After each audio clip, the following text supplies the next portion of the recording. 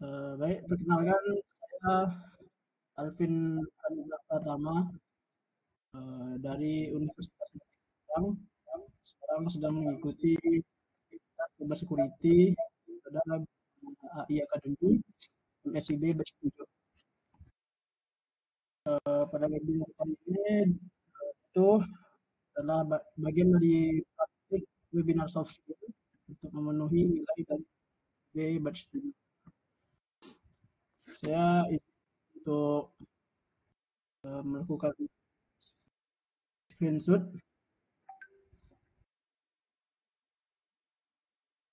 Izin melakukan sebelumnya bisa bikin terlebih dahulu, bisa screenshot untuk bagian dari laporan.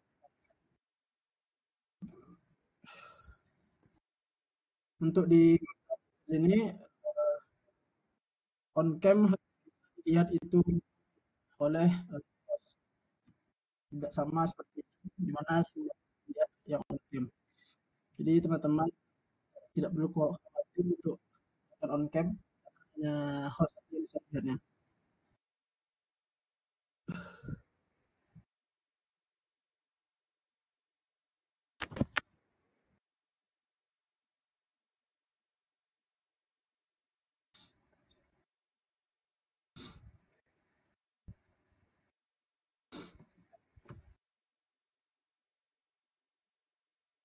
Yang lain kita coba on cam untuk mengambil gambar.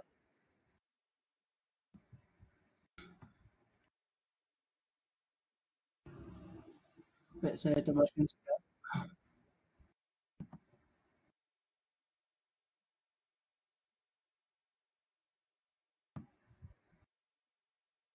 Oke, untuk kawan-kawan lain on cam-nya sudah saya ambil ya.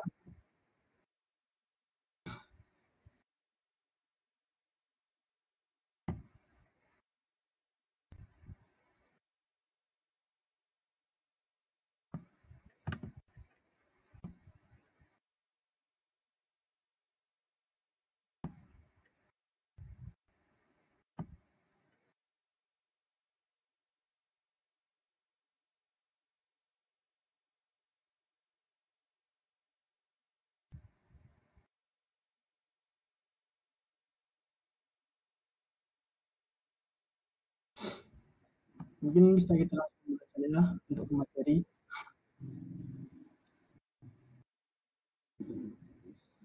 Di sini saya sudah membuat presentasi lebih kurang 5 slide, mana judul kita pada simbol ini itu cyber security, web penetration.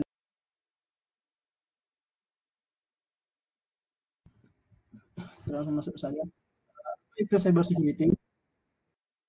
Secara definisi, cyber security itu adalah rangkaian teknologi, proses, dan praktik yang dirancang untuk melindungi sistem, jaringan, dan data dari serangan atau akses yang tidak sah. Dengan meningkatnya ketergantungan teknologi dan internet, cyber security menjadi sangat krusial untuk menjaga privasi dan keamanan data pengguna.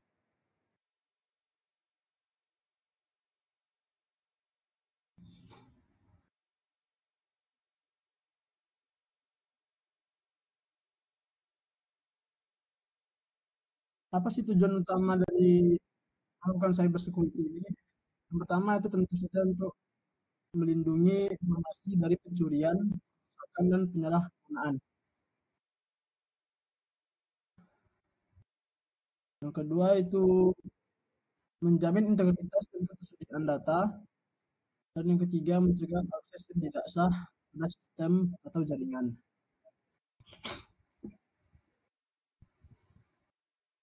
Secara umum, orang yang melakukan aktivitas cyber security disebut sebagai cyber security engineer, karena ini adalah profesi yang bertugas mengamankan komputer dan sistem dari potensi hacker atau cyber attack.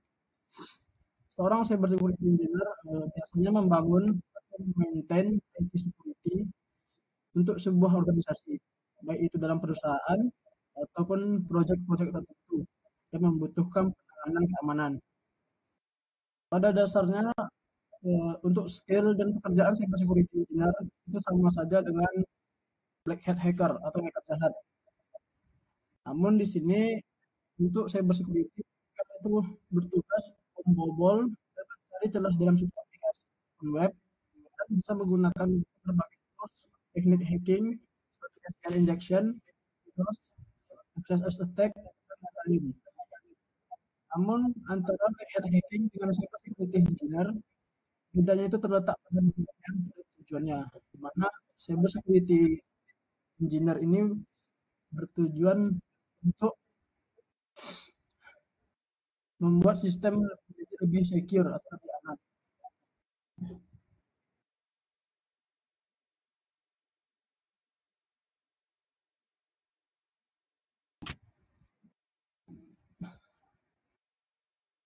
Yang kedua, kenapa cyber security itu penting?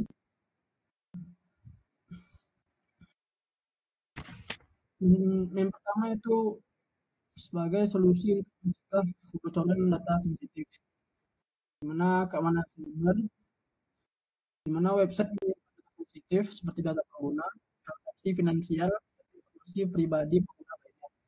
Tanpa pengawalan yang rentan dicuri dan disalahgunakan oleh pihak yang tidak berwenang. Itu menghindari finansial dari serangan cyber seperti peretasan situs atau pencurian data bisa menyebabkan kerugian finansial yang besar bagi suatu organisasi maupun bagi user atau pengguna. Yang ketiga itu untuk membangun kepercayaan, di mana keamanan satu sistem yang baik dapat meningkatkan kepercayaan pengguna. Mereka lebih nyaman menggunakan layanan yang memiliki reputasi keamanan yang baik dan secure. Yang keempat itu menghindari diri dari serangan berbahaya. Pada suatu website target utama bagi hacker yang mencoba mengeksploitasinya kelemahan untuk keuntungan pribadi bukan atau merusak sistem dari website tersebut.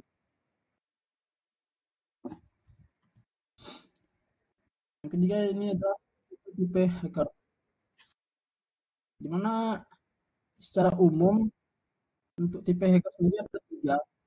Mana yang pertama itu ada black hat hacker, atau bisa dikatakan ini adalah hacker yang jahat. Itu dengan kata lain hacker sebagai perusahaan. Di mana ini adalah seorang peretas melanggar keamanan komputer untuk keuntungan pribadi atau niat yang jahat. Biasanya dengan cara meretas atau mencuri. Tujuannya adalah untuk memperkaya diri sendiri dengan berbagai cara. Untuk karakteristik dari black hat hacker ini, itu yang jelas yang pertama, mereka melakukannya tanpa izin dari pengguna atau pemilik aplikasi tersebut. Yang kedua, biasanya bertujuan untuk keuntungan finansial, sabotase, atau penyebaran kekacauan.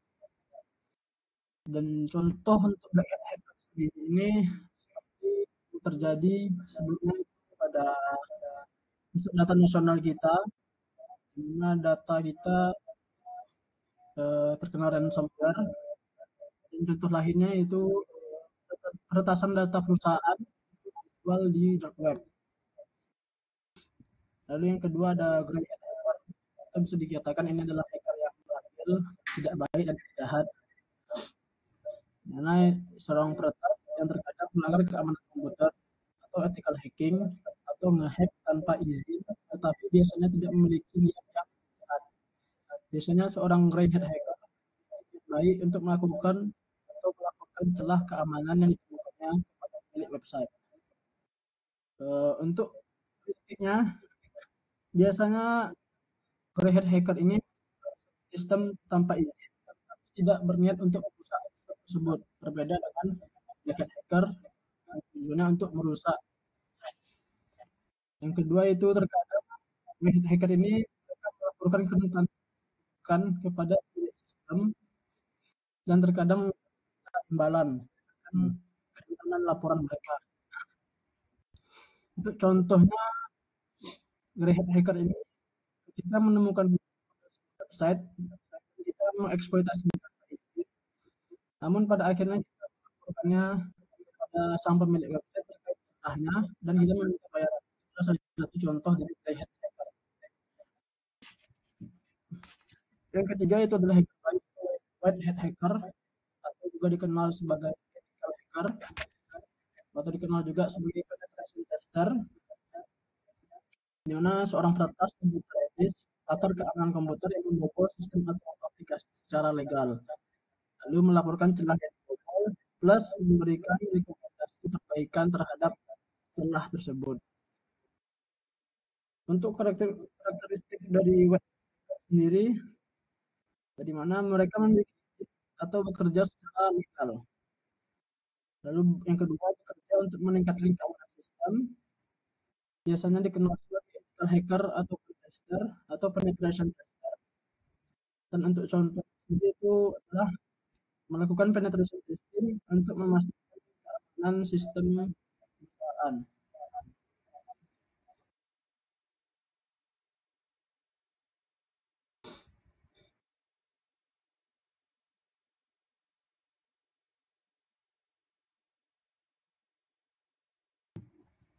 Selanjutnya itu ada kategori cyber security.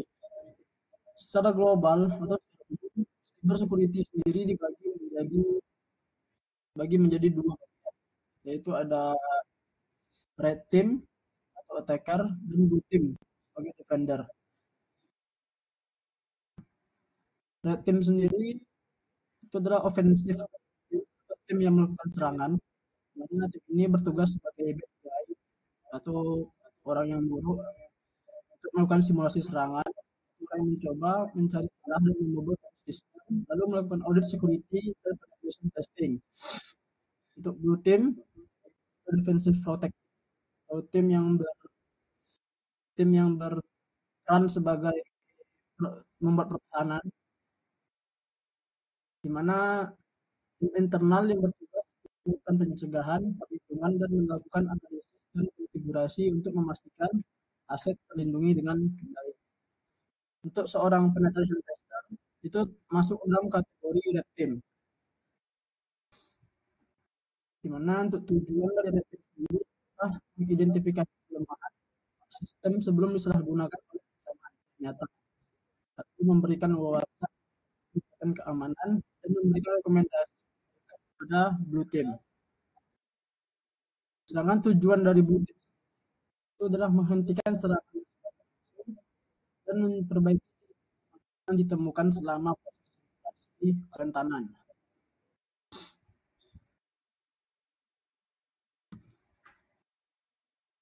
Apa sih itu penetration testing?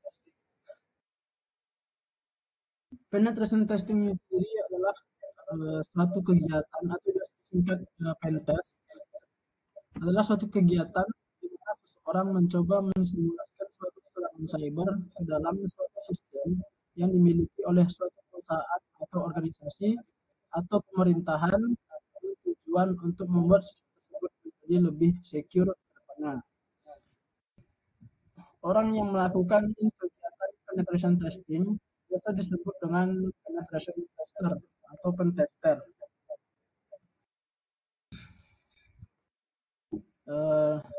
Ini dalam konteks itu penetration testing, kita mengambil itu penetration testing. Apa sih itu web testing? Web pentest adalah proses menguji keamanan suatu aplikasi web dengan cara meniru serangan yang mungkin dilakukan oleh hacker atau pihak yang tidak berwenang, di mana tujuannya adalah untuk mengidentifikasi dan mengevaluasi kerentanan atau celah dalam sistem tersebut sebelum hacker yang sebenarnya melakukan eksploitasi atau melakukan serangan terhadap website di sistem kita. Berbagai metode pendekatan dalam web testing, salah satunya itu menggunakan berbagai metode simulasi serangan seperti SQL injection, XSS attack, dan CSRF token, dan lain sebagainya. Yang kedua itu berfokus pada pengujian komponen seperti autentikasi, otorisasi, endpoint suatu sistem, dan validasi input untuk memastikan perlindungan yang memadai. Apa sih tujuan dari penetration testing itu sendiri? Yang pertama itu digunakan untuk mengidentifikasi kerentanan, mana menemukan celah keamanan pada dalam aplikasi web. Yang kedua, mengevaluasi risiko, digunakan untuk menilai potensi dampak dari kerentanan yang ditemukan, lalu ada memberikan rekomendasi perbaikan, itu sebuah saran untuk memperbaiki celah yang ditemukan, dan yang terakhir itu menghindari potensi serangan, di mana memastikan bahwa kerentanan dapat diperbaiki sebelum serangan tersebut terjadi. Mengapa penetration testing harus dilakukan?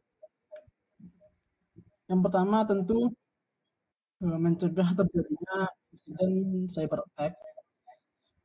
Lalu yang kedua itu mengetahui dan mengukur potensi ancaman cyber terhadap suatu sistem dan layanan. Yang ketiga menilai bagaimana kesiapan cyber defense ketika terjadi cyber attack. Yang keempat membantu untuk memperkuat keamanan suatu sistem.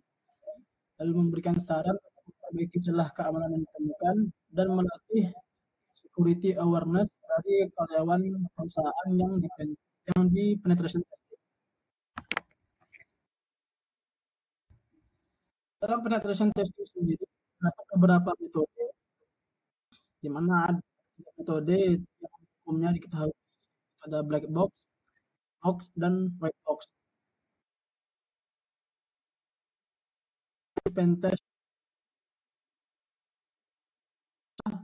seorang apapun terhadap sistem yang diuji coba.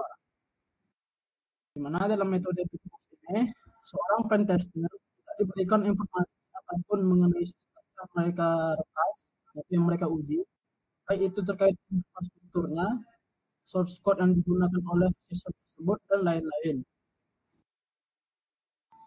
Pentester ini pada metode black box berperan layaknya seorang hacker sesungguhnya, di mana bertugas mengeksploitasi suatu sistem untuk menemukan celah keamanan yang dapat dimanfaatkan. Dan pentester harus memulai dengan mengumpulkan informasi secara mandiri dan melakukan analisis untuk menentukan jenis serangan yang tepat untuk dilakukan oleh sistem tersebut. Sehingga untuk metode black box ini seorang peneliti tester atau bug hunter benar-benar tidak mempunyai informasi apapun sebelumnya terkait sistem yang akan diuji. Jadi berperan layaknya betul-betul sebagai seorang hacker. Yang kedua itu ada gray box, yaitu adalah jenis pentest yang dilakukan dengan pentester yang memiliki beberapa informasi mengenai sistem target. Di mana pada metode gray box ini memberikan penilaian keamanan yang lebih efisien dibandingkan dengan metode black box, di mana seorang pentester sudah diberikan sejumlah informasi dari sang pemilik sistem. Pentester dapat menguji sistem keamanan sekaligus mensimulasikan serangan dari yang informasi terimanya. Pada metode gray box memungkinkan tester untuk melakukan pengujian secara lebih berfokus, mengeksploitasi kerentanan dengan risiko yang lebih besar.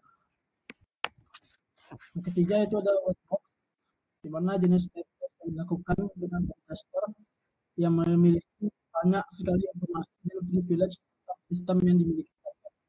Dengan kata lain, white box ini dapat dibilang seorang pentester itu sudah memiliki informasi yang cukup banyak yang diberikan itu dari tim cyber security perusahaan tersebut atau pemilik website tersebut telah memberikan informasi banyak terkait sistem mereka, sehingga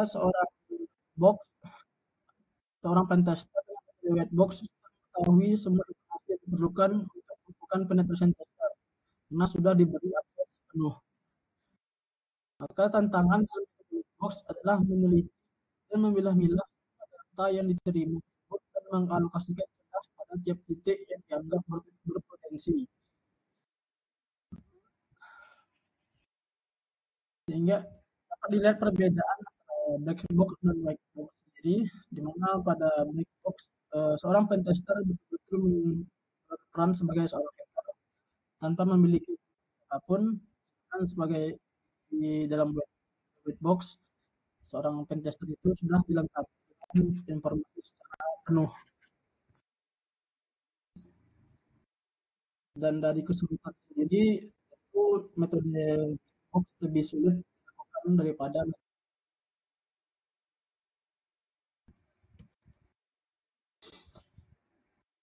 Penetration testing ada beberapa tahap, terutama untuk web penetration testing itu ada 5 tahap.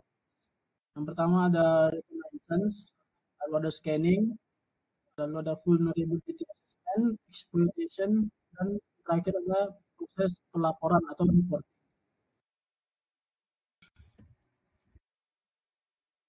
Yang pertama itu ada reconnaissance atau bisa dibilang memata-matai. Ini adalah tahap di mana seorang penetration tester mengumpulkan informasi yang dimiliki target sebanyak mungkin. Hal ini bisa mencakup seperti port yang terbuka, subdomain yang dimiliki, atau bahkan isi directory dan endpoint yang dimiliki oleh target tersebut. Tujuannya itu untuk memahami bagaimana target tersebut bekerja atau beroperasi dan menemukan kemungkinan titik kerentanan awal. Reconnaissance sendiri memiliki nama lain atau biasa disebut dengan information gathering atau pengumpulan informasi, di mana information gathering sendiri ini memiliki dua jenis. Yang pertama itu ada passive reconnaissance, yang kedua ada active reconnaissance. Untuk passive reconnaissance ini adalah mengumpulkan informasi dari sumber publik tanpa mengganggu target, atau dapat dikatakan seorang penetration tester itu mengumpulkan informasi tanpa harus melakukan kontak langsung dengan target. Di mana tools atau media yang digunakan bisa seperti Whois, NSLOOKUP, dan profil target pada media sosial. Yang kedua itu ada active reconnaissance, mana di sini seorang penetration tester itu mengirimkan permintaan langsung atau melakukan kontak langsung ke target untuk mendapatkan informasi lebih rinci. Mana untuk contoh active reconnaissance ini bisa menggunakan terminal, yaitu menggunakan ping atau menggunakan traceroute, atau juga menggunakan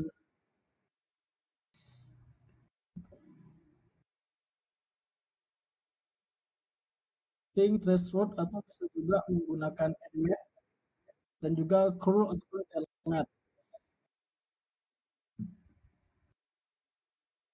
Nanti untuk di akhir mungkin kita akan ada sedikit praktek, tapi itu mungkin terkait dengan sampai metode reconnaissance saja. Terkait dari penggunaan bagaimana sih langkah-langkah passive reconnaissance dan bagaimana itu langkah aktif dari reconnaissance. Selanjutnya yang kedua itu adalah proses scanning.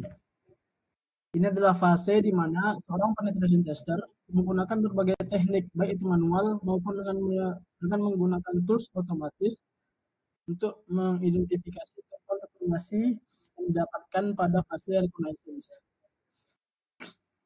Pada fase ini juga penetration tester akan melakukan dan mencari kerentanan yang sekiranya dimiliki oleh target, yaitu mengidentifikasi dan mengonfirmasi titik lemah atau layanan yang dapat dieksploitasi. Untuk scanning sendiri ada beberapa tahapan. Yang pertama itu ada port scanning, lalu ada network scanning, dan terakhir ada vulnerability scanning. Port scanning itu adalah memeriksa port terbuka untuk menemukan layanan yang berjalan. Lalu network scanning itu memetakan jaringan untuk mengidentifikasi host dan perangkat yang terhubung ke sistem target. Lalu vulnerability scanning itu adalah scanning mencari celah keamanannya, baik menggunakan alat atau tools otomatis maupun vulnerability scanning menggunakan manual. Selanjutnya itu ada vulnerability assessment. Ini adalah fase di mana penetration tester akan melakukan analisis identifikasi lebih lanjut terhadap kerentanan yang ditemukannya. Lalu penetration tester akan menilai seberapa berbahaya kerentanan tersebut dengan konsep risk management. Dan yang terakhir, seorang penetration tester akan memberikan saran dan tata cara bagaimana kita bisa membetulkan kerentanan yang ditemukan. Untuk langkah-langkah dari mengidentifikasi potensi kerentanan, lalu mengevaluasi seberapa besar dampak dari celah tersebut, Dan yang terakhir mengkategorikan kerentanannya berdasarkan risiko dari celah kerentanan tersebut. Tujuan dari vulnerability assessment sendiri yaitu untuk menyusun kerentanan yang perlu diperbaiki sehingga mengurangi risiko terhadap sistem.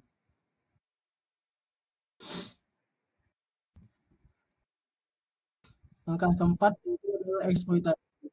Ini adalah inti dari penetration testing itu sendiri. Di mana seorang penetration tester akan melakukan eksploitasi secara penuh terhadap kerentanan yang sebelumnya sudah diketahui dan diidentifikasi. Penetration tester bisa memanfaatkan kerentanan tersebut bagaimana orang hacker atau penjahat memanfaatkan kerentanan tersebut.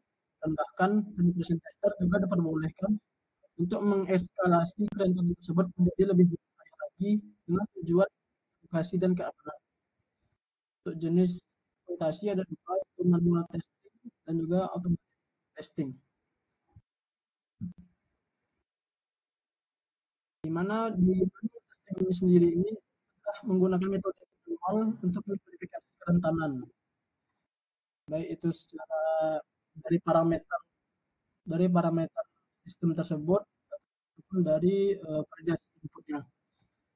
Untuk automated testing kita menggunakan alat otomatis untuk mengeksploitasi kerentanan yang ditemukan. Contohnya itu seperti SQLmap, Nuclei, mana itu adalah yang digunakan untuk mencari kerentanan dari SQL injection juga XSS. Sebagai catatan, eksploitasi ini harus dilakukan secara etis dan hanya setelah mendapatkan izin dari pihak terkait atau izin dari target memiliki sebagai pemilik website tersebut. Tujuannya sendiri untuk memvalidasi apakah kerentanan yang ditemukan dapat digunakan untuk mendapatkan akses untuk mengakses data sensitif milik pengguna atau mengakses data yang tidak sah.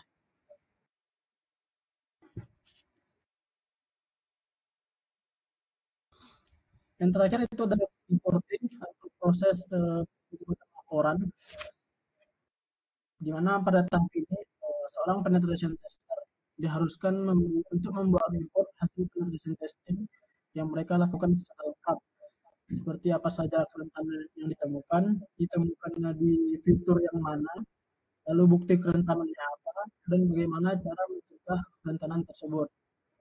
Atau kadang perusahaan juga memiliki tim report yang bertugas untuk membuat report dari hasil kerja yang dilakukan oleh seorang penetration tester.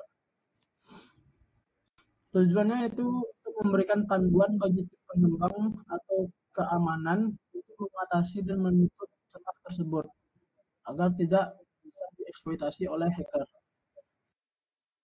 Untuk isi dalam laporan sendiri, yang pertama itu ada ringkasan eksekutif, yang adalah penjelasan ringkas tentang hasil dan dampak keseluruhan dari celah tersebut, lalu temuan kerentanan, daftar lengkap kerentanan yang ditemukan beserta tingkat keparahannya. Yang ketiga ada rekomendasi perbaikan, yaitu solusi dan langkah-langkah perbaikan untuk setiap kerentanan. Dan yang terakhir itu adalah proof of concept atau dokumentasi teknis, di mana detail teknis bagaimana seorang penetration tester itu menemukan celah tersebut dan metode apa yang dia gunakan.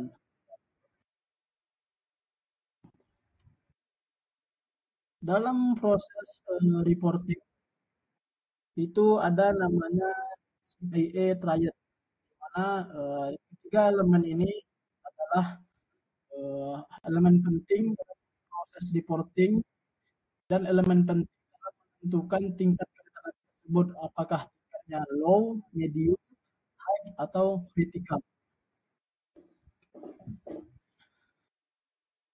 CIA triad itu adalah konsep fundamental dalam keamanan informasi yang mencakup tiga prinsip utama untuk melindungi data sistem.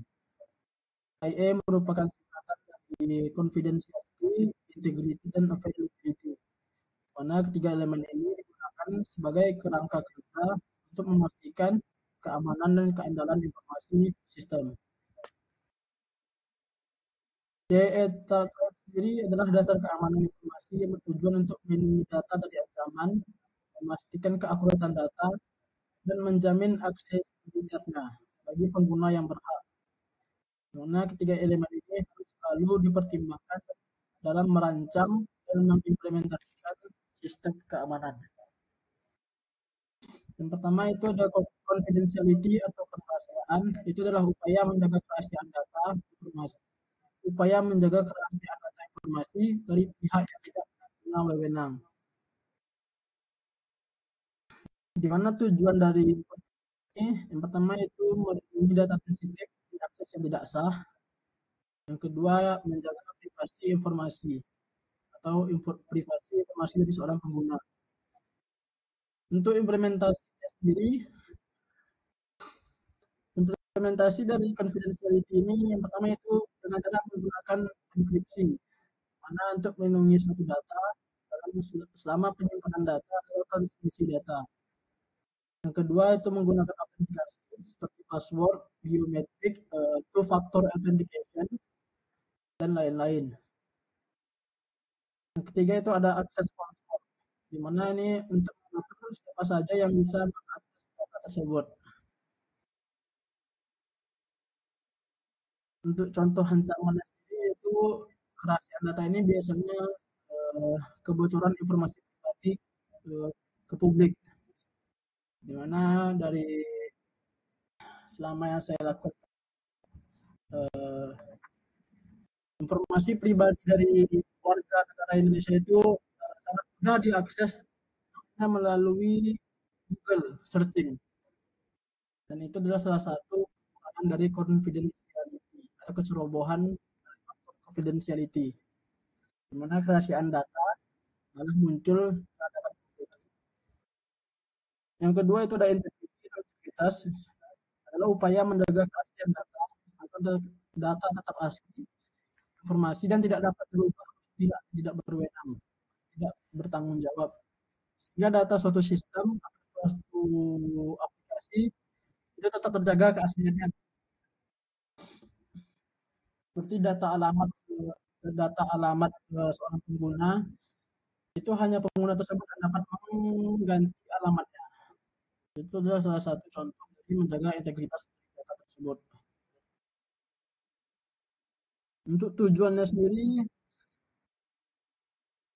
yang pertama itu melindungi data dari modifikasi atau perubahan data yang tidak sah. Yang kedua, memastikan data yang diterima sama dengan data yang dikirim. Untuk implementasinya sendiri, itu ada proses hashing atau hampir sama dengan enkripsi, cuman hashing itu berubah plain text suatu data menjadi lebih rumit. Lalu yang kedua ada digital signature atau tanda tangan digital, di mana untuk sebagai autentikasi menjaga memastikan keaslian data tersebut. Yang ketiga ada dengan cara melakukan kontrol akses atau log audit untuk melacak perubahan.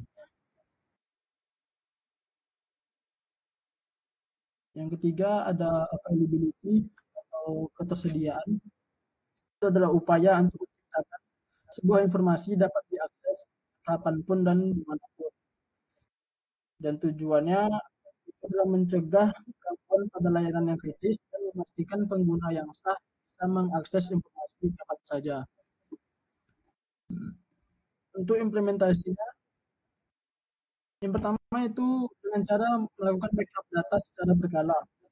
Sehingga apabila data yang satu hilang, data yang lainnya tetap ada di backup. Yang kedua, sistem toleransi kesalahan atau redundancy. Yang ketiga itu perlindungan terhadap serangan DOS atau DDoS, denial of service, dimana itu adalah suatu serangan suatu sistem menerima request dalam 1 detik itu lebih atau sangat banyak.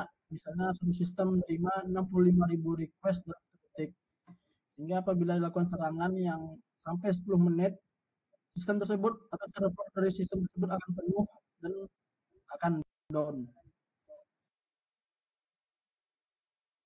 Untuk contoh ancaman dari availability ini, yang pertama tadi ada server crash atau server down akibat DDoS. yang kedua ada serangan DOS, lalu yang ketiga itu akibat adanya pemadaman listrik. Ini salah satu ancaman bagi availability. Dalam melakukan penetration testing itu juga ada etika dan peraturan yang harus digarisbawahi, di mana untuk etika sendiri seorang penetration tester atau penetration testing harus menjalankan testing dengan cara yang aman, jujur dan sesuai hukum. Lalu menghormati privasi dan data klien atau pihak terkait dan berkomitmen untuk melindungi informasi rahasia selama dan setelah proses testing. Untuk peraturan sendiri, pertama itu harus ada izin resmi atau authorization, karena seorang penetration tester harus memiliki izin tertulis dari pihak yang berwenang untuk melakukan pengujian atau izin tertulis dari orang yang memiliki website atau sebagai pemilik aplikasi tersebut. Yang kedua, dokumentasi jelas, di mana mendokumentasikan setiap langkah, hasil, dan temuan secara transparan dan detail. Yang ketiga, penyimpanan dan data, di mana mengelola data hasil uji secara aman dan menghapusnya jika sudah tidak diperlukan kembali. Mengapa izin ini penting? Seorang pentesting melibatkan simulasi serangan pada sistem, sehingga izin resmi dari pemilik sistem tersebut penting untuk menghindari masalah hukum ke depannya. Di mana untuk proses mendapatkan izin sendiri itu bisa tertulis setelah mendapatkan persetujuan dari pemilik website atau pemilik sistem, mengungkapkan definisi form lingkup, di mana menetapkan dengan jelas sistem mana saja yang boleh diuji dan metode apa yang diperbolehkan, dan tanggung jawab terhadap kerusakan sistem. Nah, seorang pentester harus memastikan pemilik sistem memahami risiko yang mungkin terjadi dan mendokumentasikan batas tanggung jawab terkait kerusakan yang tidak disengaja. Menjaga kerahasiaan informasi yang ditemukan selama pengujian dan tidak membocorkannya, salah satu etika dari testing. Lalu melakukan testing atau perbaikan bukan untuk merugikan dan transparansi dan transparan, di mana menginformasikan tanpa data ditemukan. Dengan catatan, jika testing ini tanpa izin akan dianggap sebagai aktivitas ilegal dan masuk dalam kategori black hat hacker.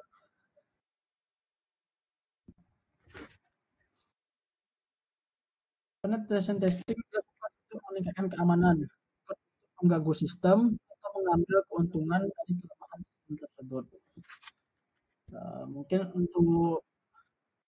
untuk materi sekian.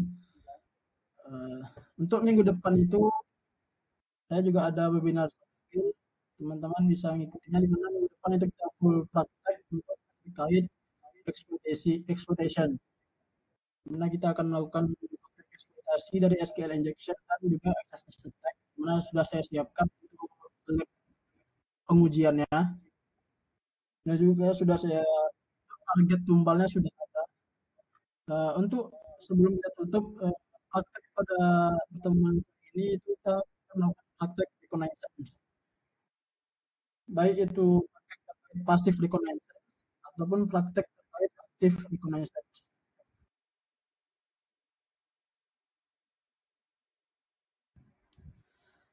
Pertama, untuk pasif reconnaissance itu kita bisa mendapatkan data seseorang atau data instansi, informasi tentang instansi yang uji itu melalui dari UIS lookup ataupun DNS lookup, ataupun melakukan pencairan informasi di media sosial target.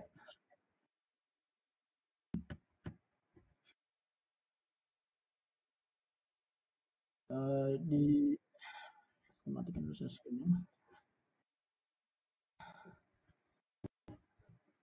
Nah, teman-teman bisa melakukan pengumpulan informasi gathering atau reconnaissance akan tools berikut. Sudah saya share linknya di chat. Salah satu pertama itu adalah menggunakan WhoIs Lookup. Teman-teman bisa klik link tersebut, di mana itu adalah salah satu tools yang digunakan untuk mendapatkan informasi suatu target.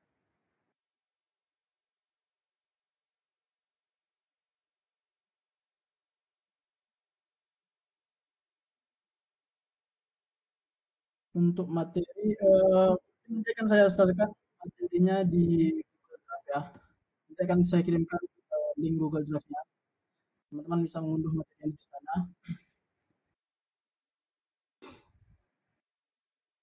Untuk praktek yang pertama itu kita menggunakan lookup. Nah, di sini teman-teman sekalian itu bisa bentar. Seandainya misalnya itu di sini kita mengambil targetnya itu website dari tampil ID yang sudah kita gunakan. Di mana sini kita bisa memasukkan domain dari tampil ID tersebut. Ini tampil.id. Ini adalah salah satu cara melakukan plastic connections.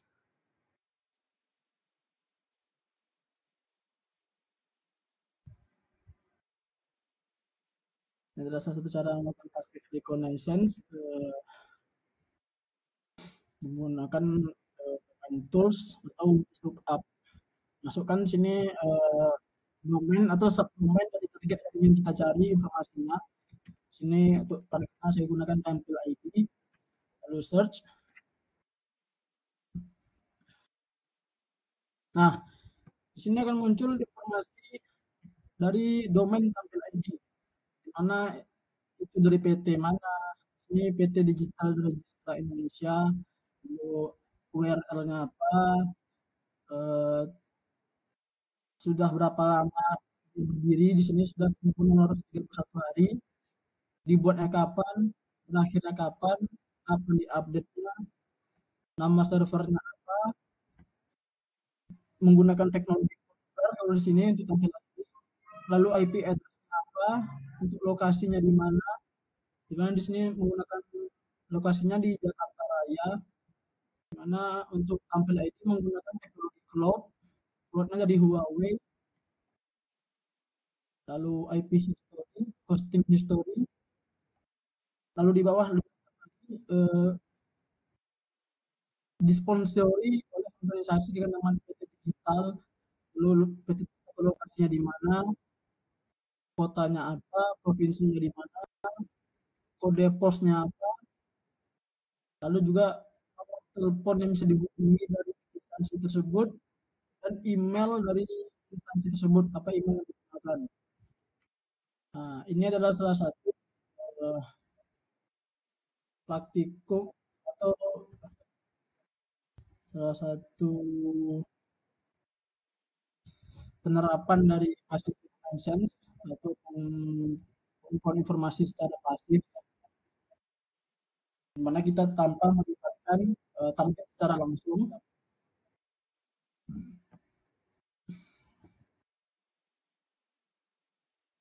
Nah, untuk selanjutnya itu ada juga langkah-langkah untuk melihat atau mencari informasi secara pasif itu menggunakan Google Hacking Database. Akan saya share. Nah, menggunakan Google Hacking Database.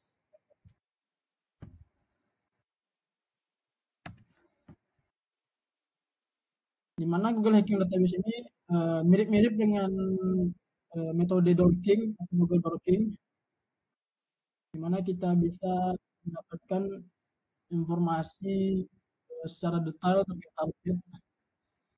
Seperti di sini misalnya saya ingin mencari ini misalnya site edu, atau itu adalah domain edu ini adalah untuk suatu instansi pendidikan. Untuk tipe filenya adalah Excel atau XLS, Microsoft Excel, dan juga mencari data yang ada root database. Nah, salah satunya ini paling atas bisa kita kita klik, nanti akan terunduh, lalu bisa kita lihat informasi dari file tersebut. Jadi di sini kita bisa menargetkan target mana yang ingin kita cari datanya.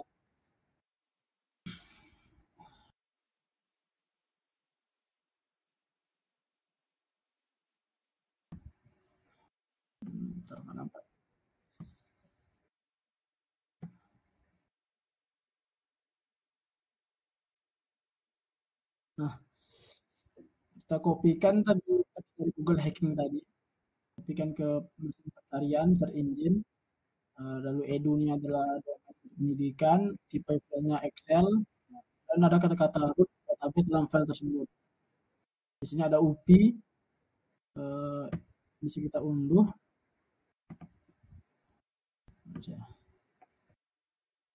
Saya paling atas saja. Nah, setelah diunduh kita bisa membuka filenya. Kita bisa melihat informasi apa saja terkait informasi target pada file tersebut. Itu adalah salah satu metode itu menggunakan Google Hacking Database. Atau yang ketiga itu ada menggunakan metode Google Dorking. Sebentar.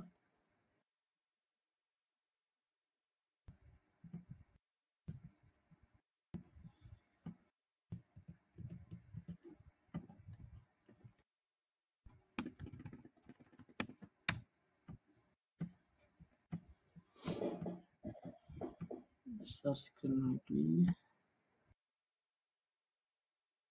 Nah, teman-teman bisa menggunakan ini adalah salah satu Google Working, itu karena kita menggunakan file tersebut secara detail. Di sini menggunakan setnya atau targetnya itu adalah .go.id atau website pemerintah. Untuk file tab yang kita cari itu file tab dengan nama XLS atau Excel. Nah, di sini bisa kita cari. Paling atas itu akan muncul jadwal Posyandu 2024, data PNS DKPP Kabupaten Lumajang, Kota Semarang, dan lain-lainnya, ada banyak. Di sini bisa kita ubah menjadi edu.id, kita mencari domain pendidikan. Kalau tidak ada berarti sch.id. sch.id itu sama dengan edu.id, sch.id. Nah, di sini data SNP Walo, Anyar. Namun tentu data ini kan belum tentu data sensitif. Mungkin hanya sekedar sebagai informatif, siapa sebenarnya, berapa bentuknya, dan segala macam. Untuk mendapatkan data-data seperti data NIK, nomor KK, dan lain-lain itu masuk di metode eksploitasi nanti. Mungkin itu untuk passive reconnaissance. Bisa teman-teman coba dari Raster. Yang pertama itu ada list lookup, lalu masukkan domain target kita, tadi tampil ID, lalu bisa menggunakan Google Hacking Database, bisa juga menggunakan Google Dorking.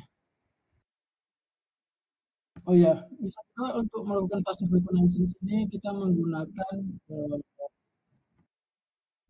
itu informasi dari sosial media. Contoh misal di sini saya ingin mencari informasi tentang seseorang melalui Facebook. Kadang kan untuk di Facebook itu tercantum kapan akunnya dibuat, kapan dia terakhir mempost. Saya search.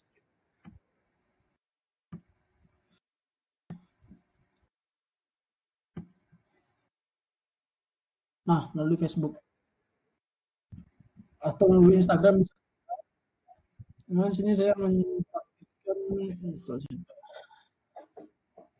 ini adalah akun lama saya aja.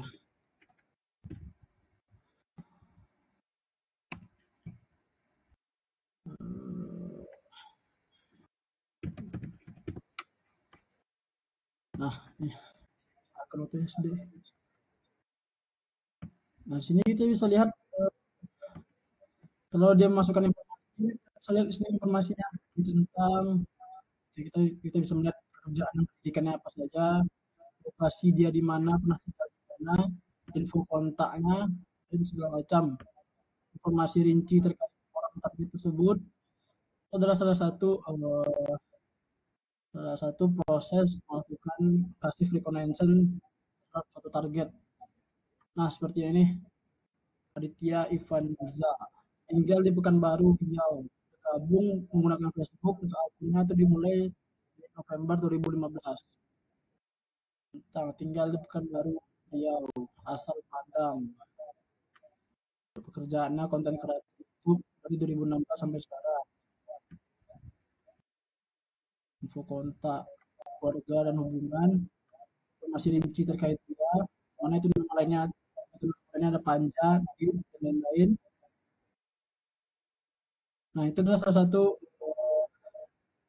teknik pasif atau mengatai dimana kita tanpa langsung ke target, kita hanya mencari pasif atau secara tidak langsung.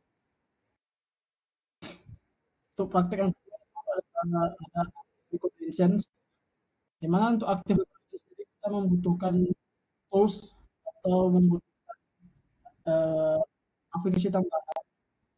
Di sini teman-teman bisa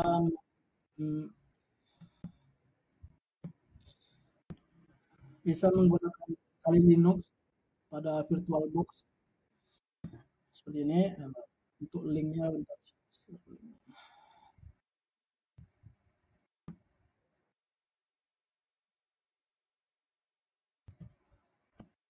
Nah, berikut adalah link penginstalan Kali Linux, VirtualBox, dan cara instalasinya. Bisa teman-teman klik pada link tersebut gimana cara melakukan instalasi Kali Linux di dalam VirtualBox. Di sini saya sudah install dan melakukan, kita masuk ke VirtualBox, lalu running, pencet tombol panah hijau, lalu kita masuk ke di dalam Kali Linux, kita masuk dulu ke akun root. Nah, sini kita menggunakan perintah sudo, di mana sudo ini adalah perintah root, dimana kita melakukan pemindahan akun user biasa itu admin ke dalam akun root.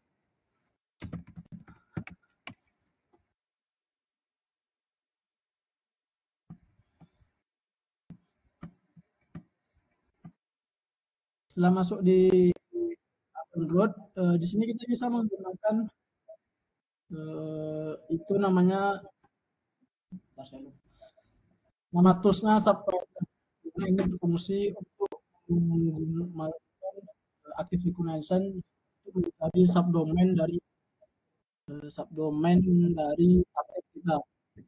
Atau sebelum menggunakan subdomain, menggunakan ping. Di sini kita bisa menggunakan ping domain tampil misalnya sini tampil.id. Mana ini kita cari IP yang digunakan untuk aplikasi tampil.id ini. Lalu enter, maka akan muncul nih IP yang digunakan untuk tampil.id itu ada 110.239.94.136. Itu adalah proses untuk mencari active reconnaissance, mencari IP target. Lalu selanjutnya itu kita bisa menggunakan curl. Nah, di curl ini kita bisa mencari informasi terkait dari alamat IP tersebut. Curl lalu ip.info ipinfo.io slash kopikan IP dari target kita tadi. Kita tidak tampil. Nah, ini akan muncul informasi dari tampil, IP-nya apa, hostname-nya, kota IP itu digunakan di mana, lalu lokasinya, di sini koordinat lokasi, lalu organisasinya apa, itu Huawei Cloud, zona waktu, dan lain-lain.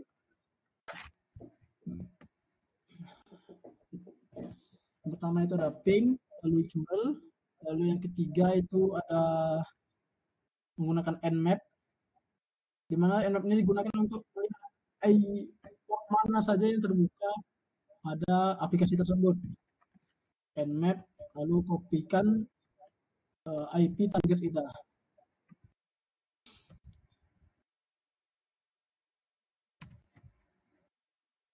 Nmap akan melakukan scanning, udah. Dan di sini terlihat port yang terbuka itu ada port 22 TCP, ketua SSH, lalu port 53 domain, port 80, 80, dan 443 itu untuk website, HTTP, HTTPS, 81, port 3000, dan port lainnya. Itu adalah port yang terbuka untuk domain tampil ID. Lalu yang keempat itu langkah yang keempat ada yang namanya telnet. Mana di sini kita telnet ini lebih digunakan untuk memeriksa koneksi dari port tersebut. Karena di sini kita bisa kan telnet, lalu nama IP, lalu titik 2 portnya. Nah, sini port 22. Jadi telnet spasi IP lalu spasi lalu titik 2 port. Port di sini sana port 22 itu port SSH, lalu enter. Server lookup failure gagal, telnet nomor situs not known, telnet dan nomor situs tidak diketahui. Jadi salah, tidak menggunakan titik 2 saja, telnet IP lalu spasi port. Nah di sini kita bisa melihat di mana koneksi ke port 22 itu memang terbuka. Di sini ketika kita melakukan tes itu connected, kita terhubung ke port 22 dari tampil ID. Misalkan kita menggunakan port yang tertutup. Untuk keluarnya itu kita keluar dari port tersebut, kita tinggal menekan exit. Port yang tertutup misalnya itu adalah port 23 tertutup. Nah, di sini kita tidak bisa connect sebagai remote ke port tersebut, di mana koneksi ditolak karena port tersebut telah ditutupi. Berarti untuk tampil ID itu dapat dikatakan web aplikasinya itu secure atau aman. Lalu untuk ini cara salah satu cara untuk mencari subdomain ya. Dimana ini salah satu cara untuk aktif reconnaissance juga. Di sini kita bisa menggunakan itu subfinder. Ketika teman-teman menginstal kali Linux di VirtualBox, tools subfinder ini akan terinstall secara otomatis. Subfinder lalu Minde ini adalah komen untuk memunculkan domain. Sini domain kita itu adalah tampil.id. Lalu enter. Subfinder akan melakukan scanning dan mencari subdomain apa saja yang dimiliki oleh domain tampil.id. Memang untuk prosesnya itu agak lumayan lama. Kita bisa tunggu saja sebentar.